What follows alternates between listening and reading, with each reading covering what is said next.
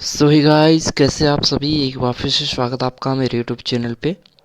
तो सीधे हम मुद्दे की बात करते हैं कि भाई जो उत्तराखंड स्वास्थ्य विभाग में जो कम्युनिटी हेल्थ ऑफिसर्स की जो भर्ती है, मिड लेवल हेल्थ प्रोवाइडर की जो भर्ती है, उसकी जो है काउंसलिंग जो है स्टार्ट हो चुकी है। और अगर आप मेरिट लिस्ट इसकी चेक करेंगे तो एक बार मेरिट लिस्ट हम इसकी देख लेते हैं। ठीक है, मेरिट लिस्ट हम इसकी देख लेंगे। और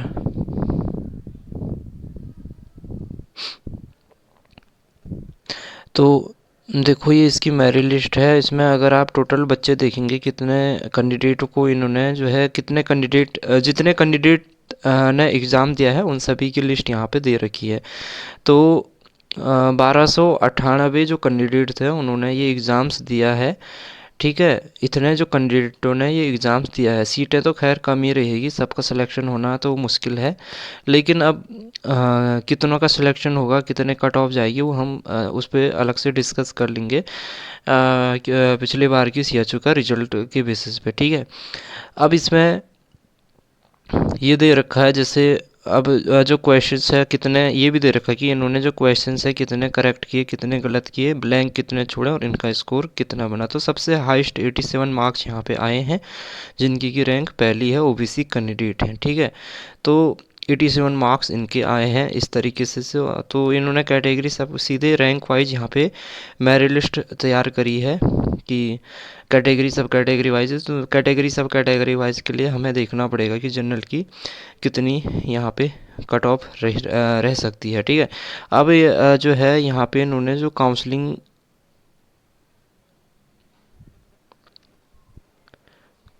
का जो नोटिस दिया है,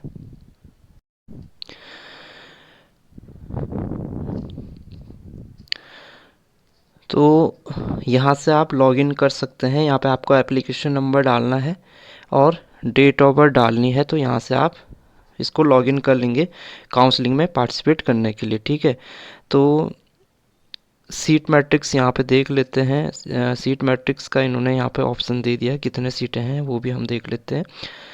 तो सीटें जो है टोटल टोटल सीटें देख लेते हैं कुल कितनी है। ठीक है,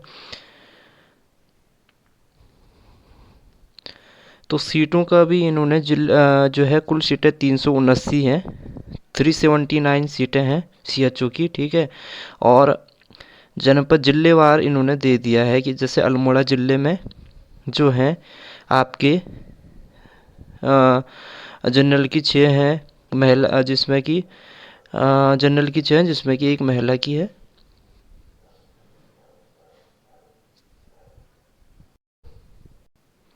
और 5 ओपन की है। ठीक है, एससी की जो है 0 सीटें यहाँ पे है। ओबीसी की जो है 5 सीटें हैं जिसमें एक महिला की, 4 ओपन है। ईडब्ल्यूएस की 1 सीट है। एसटी की कोई भी सीट यहाँ पे नहीं है। तो जनरल के 12 सीटें और 2 सीटें जो है महिला की जिसमें। ठीक है, तो ये इन्होंने दे रखा टोटल योग नीचे की भाई कितने सीटें किस में हैं। इसी तरीके से बागेश्वर का भी इन्होंने दे रखा है, बागेश्वर में कुल कितने सीटें हैं किस कैटेगरी में। तो जनरल में 28 सीटें हैं। जनरल में कितने हैं टोटल सीटें,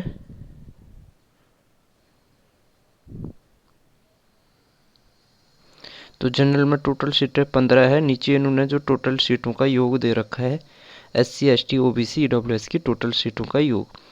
इसी तरीके से चमोली में जो टोटल सीटें हैं 29 हैं, जिसमें कि आपकी 21 जनरल की, 6 एससी की और दो हैं ईडब्ल्यूएस की। इसी तरीके से चंपावत में 10 सीटें हैं। हरिद्वार में, देहरादून में 20 सीटें, हरिद्वार में 24, नैनीताल में 10, पौड़ी में 70 सीटें जो हैं पौड़ी में हैं। ठीक है, पौड़ी में 70 सीटें हैं। पिथौरागढ़ में 34 सीटें हैं। रुद्रप्रयाग में 30, टिहरी में 9, ऊधम सिंह नगर में 12, उत्तरकाशी में 8। तो सबसे ज़्यादा सीटें पौड़ी में हैं क्योंकि पौड़ी ज़िला बड़ा है और वहाँ पे क्योंकि सबसे ज़्यादा ग्रामीण क्षेत्र हैं, और दूसरा ये है कि वहाँ पे सबसे ज़्यादा पीएससी सीएससी आपको देखने को मिल जाते हैं, तो इसलिए वहाँ पे सीटें भी जो हैं ज़्यादा हैं। तो ये इन्होंने सीटों का दे रखा है। इस पे कैटेगरी सब कैटेगरी वाइज जो सीटें हैं वो आपको सामने दे रखी है, वो आप देख सकते हैं। काउंसलिंग के लिए इन्होंने इंस्ट्रक्शंस दे रखे हैं कि इसमें दे रखा है, तो इसमें जो डेट है कि जो ऑनलाइन जो एप्लीकेशन फॉर्म फिल करना है आपको वो 5 मार्च से 7 मार्च के बीच में करना है। डाटा प्रोसेसिंग 8 और 9 मार्च को होगा। जो मेरिट लिस्ट होगी और मेरिट लिस्ट जिलेवार जो है सीटों का आवंटन जो रिजल्ट होगा वो 9 मार्च को लग जाएगा। और जो मेरिट या सिलेक्शंस के आधार पे जो जनपदवार अभ्यर्थियों की सूची है वो एनएचएम को 9 मार्च को यहाँ पे प्रेषित की जाएगी।